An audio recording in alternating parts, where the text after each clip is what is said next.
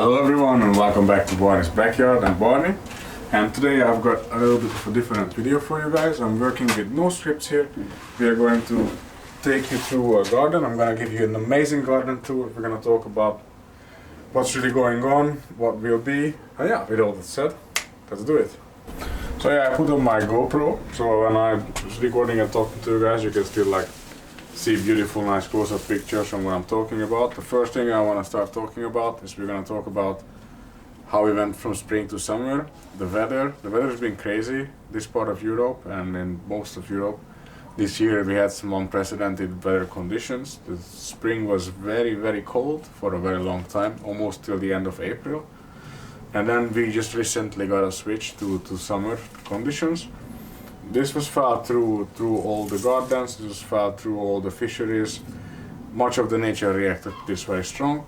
So basically what I mean to say by this is for the past 4 weeks we have proper summer weather, and before that was all cold. So we transformed the garden. You cannot see any more peas, we are out of the peas, but we still have some of the stuff going really strong. We have here some of the sorrel. You guys remember if you watched our top 5 spring vegetable video. It's one of the things on the list. And then we also have some of the spring onions here. They've been going fantastic and we have harvested. Like they still look the same than when we first showed you. So you think like what happened with it, but no, the amount of vegetable we've harvested from this throughout the time, you wouldn't believe. This we already cooked, I don't know, 5 times, 6 times, a full half a liter of the sauce. And if you know how much spinach collapses when you cook it, you understand how much to cook 5 times half a liter of this from. So we harvested a lot. The same with the spring onions. We picked like 10 times a full bunch from it, and it's just keeps growing. It's fantastic. We love it a lot. But that's all that about spring. Then we're gonna move on. The next thing I want to talk to you guys about, we're gonna start moving from here. And I'll just take it through the garden. So we start from here. We have our courgettes going fantastic. We have 3 types of plants. We have here one pot right here. This is a climbing courgette. We have here another pot and another pot. Now these are all different. This one are like these called gray griller types. You can see them forming right there, so they never turn really dark green. And then we have here the yellow ones. They're all starting beautiful. The climbers are, you can see the difference, right, in the genetic code of these plants. Like, look at the difference in this plant. This plant has been planted the same time as this plant over here, right? Look at this. Look at this. It's just bushy. It's bringing all the stuff right around the bush, right around the baby. Look at this. Look at the amount of climb in it. It's just a good representation that you should always pick the type of strain, the type of seed that is best fit for your conditions, right? Like here, we have to always grow up. We have very small space. Look at this garden. The whole garden here is 2 meters times 5 to 6 meters. That's all we have. Look at the amount of produce that's coming on it. So yeah, all I meant to say is we have our courgettes. They are growing beautiful. Moving on to the next thing. Next I want to talk about some paprikas. We have here a lot. We started with chilies earlier. We have some paprika plants.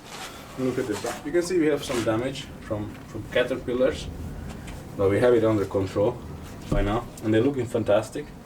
They have really large stalks. Look at this. Look at the amount of root system that's there.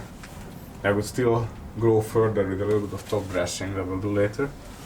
Yeah, so we have our paprikas coming into blossom as well. Lots of flowers all throughout the entire plant. Completely full. Yeah, it's looking beautiful. We also have another one here. It's some of our chilies. Right here. I don't know if you guys can see. You'll definitely get some good pictures in the GoPro from this one. See all the flowers that are coming out. You see all these tiny little bulbs that are forming. It's all gonna be chili peppers. Yeah, there we are. That's going fantastic. Next step. Now, beans. The beans we started. We will talk about most of these plants in a separate video as well, dedicated to each of the plant. But for now, just quick, the beans we've started. Look at this. Look at this, guys. Look at this. This is amazing. Look here. You see these plants? We have like, I don't know, like 7 bean plants in each of these 50-liter pots. and they grew like fire. They grew 15 to 20 centimeters a day. Look at this. They're already over the thing. We already had to pull in some cross lining over the structure because they look at how they're growing. It's fantastic. It's quite amazing, isn't it? No. Okay, so we went past that. Next thing we're gonna talk about is we're gonna talk about our aubergines. Beautiful plants. Now these aubergines, they were one of the first victims of our gullible nature of believing that the weather changes. About a month ago or something, the weather picked up, it was a little bit better, and we decided to bring these plants out. We also hardened them off, but we decided to bring these plants out, and then 2 weeks of cold and rain came, and it completely destroyed these plants. Like, I can still show you, if you look here under them, these plants had everything cut off of them, everything. Only had like 3 or 4 small leaves at the top. They had to regrow from that position, but now they're coming beautiful. The weather is beautiful, and it's in bloom. Look at the flowers. Here's another flower. Right here, just come a bit closer, maybe you can show them. Look at these flowers. Look at that one almost bursting. Look at these. Look at this flower over here, you can see from the GoPro. Almost opening up. Fantastic stuff. Yeah, it's picking up as well. This is what comes with the weather, you know. If these plants, you give them proper nutrition, you give them a proper space to grow in, and the weather is also on your side, this is what happens. It just starts booming from one week to another. Alright, so courgettes. I want to show you this as well. Look at these flowers. Look at all these flowers blooming. Look inside there. Look at this one here. Oh yes. Can't wait to taste some of this. Alright, so got a little bit sidetracked there, but we're gonna move on. Move a little bit in with me, see? We're gonna talk about the last stuff. At the end of our garden, we have this massive pot. If you guys remember, if you've been catching our videos, you saw when we started from the beginning how this looked. This is our pot. Now we have a tomato forest. It's our pride. With the most, I think, the vegetable we love the most, fruit we love the most to grow in a vegetable garden is tomatoes. And you can see that. Look at these plants, look at this garden. Look at this. All of this, okay, is growing on 1.5 square meters. All of this. It's amazing. Now you do have to be careful when you're tending to these plants. Like here, I've got a good example here. Look at here. Look at right here. Right here. You see this thing here? This thing is an offshoot. It's going to be a second head for the tomato plant right here. And this is a problem. All of these you have to remove. You have to, the way to propagate these plants and to get the most out of them in small spaces like this, is to do not allow them to grow as they want.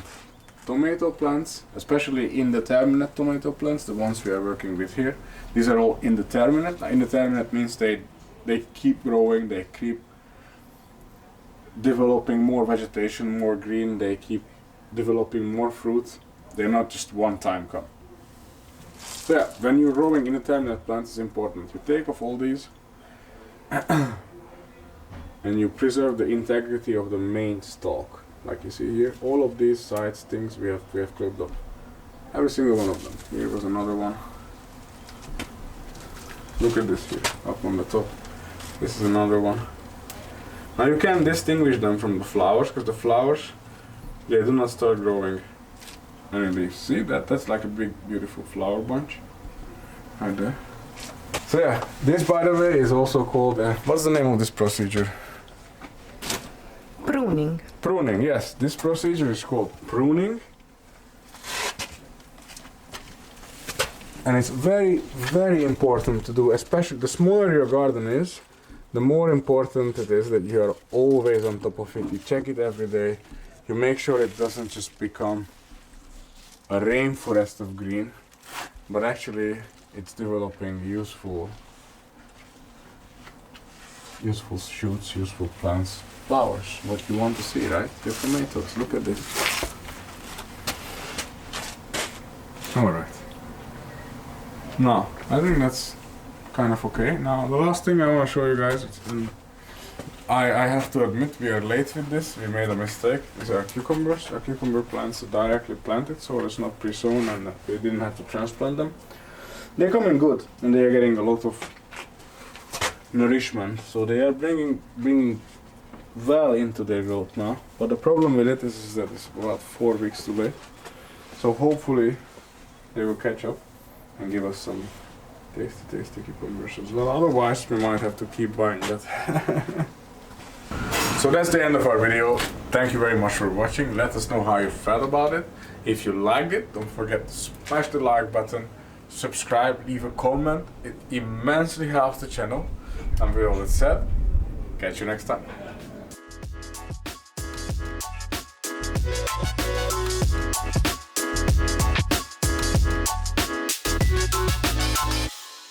I'm stepping in 2 centimeters of water. Look at everything! Unbelievable! Garden tour in the rain.